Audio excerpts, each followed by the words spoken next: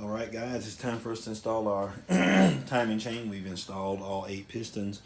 Everything went in fine, no problems.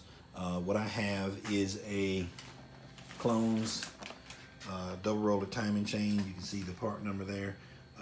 Not a very expensive one, made in the United States, but that was part of the free parts that I received when I paid $100 for the block. So it was all in the package, brand new. So shout out to Clones. So I went ahead and installed the timing gear, the crank gear on the bottom. You'll notice that the gear is pointing up. Cylinder number 1 is at top dead center, and so we're going to we already put that on. It took about 2 minutes. I didn't have, you can use a pipe to tap it on. What I did was I used a wooden hammer, 2 hammers, and I just alternated back and forth until I tapped it in. So some people say you shouldn't do that. I lubed the spline where the gear slides on, and it went on no problem. Probably took me about 2 minutes, and we got it on there. So now it's time to install our cam gear. So here's a cam dial. Just basically going to line that up into the dial. And what I did was, I don't know if you guys know this, but some people buy those camshaft bolts. They try to order them. I bought some grade 8, 5/16, 18 by 3 1/4. That you can get those from any parts store. These are grade 8 bolts. So that's what I went with, and a washer. So I also bought some thread lock, some red thread lock. We'll put a little bit of that on the threads once we get the gear line and ready for the ready to torque these down. So what I did was just put a bolt on the opposite side of the dial, just so I can be able to check the alignment of the gear before I get to putting the bolts in. And everything lined up well, and this was flush up against the crankshaft. So, and when I went to align it, I just basically pivoted until I got the marks aligned. When I did that, I just backed off of that screw.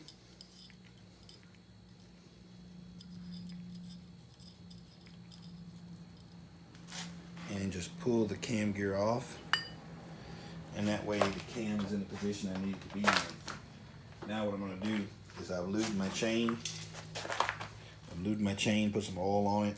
I'm just going to put the chain on the cam gear. And I'm going to gently align my hole once I get it on here.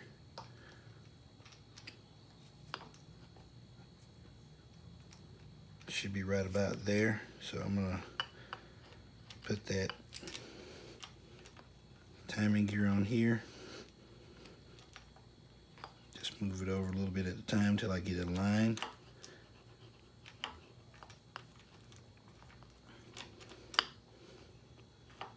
One more sprocket over. All right, so just a little wiggling around. I was able to kind of twist it around and get it right. What I did was I got my harmonic balancer, put a Woodruff key in there, and just put it on there and just wiggle it, adjust it, just making sure I stayed at top dead center. Just kind of wiggled it a little bit until the gears were able to line up. And so gears lined up perfectly. What I'm gonna do is put some of that red thread lock on the threads, and we're gonna torque it to 20 foot-pounds, and we'll have our timing gear set on. All right, so we're ready to torque down our cam sprocket bolts, and specification calls for the cam sprocket to be torqued to 20 foot-pounds. So we're going to torque that down to 20 foot-pounds here.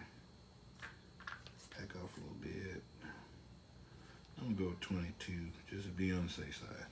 But it calls for 20, but I don't think 22 is going to hurt it. So we're going to torque our bolts.